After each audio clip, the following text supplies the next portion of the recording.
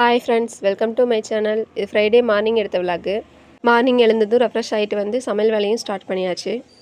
ஒரு அடுப்பில் சாப்பாடையும் வச்சு விட்டுட்டு இன்னொரு அடுப்பில் சாம்பாருக்கு தேவையான பருப்புமே வேக வச்சாச்சு. பாலையுமே காய்ச்சி எடுத்தாச்சு. பால் ஆறுனதும் மதியத்துக்கு தயிருக்கு உரைய ஊற்றியாச்சு.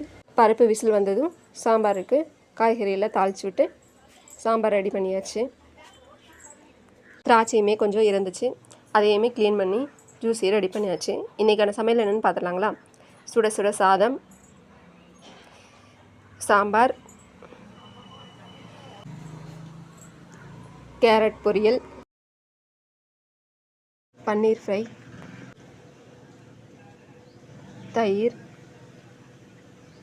மதியத்துக்கு கம்மங்கூழ் செஞ்சு வச்சுருக்கு.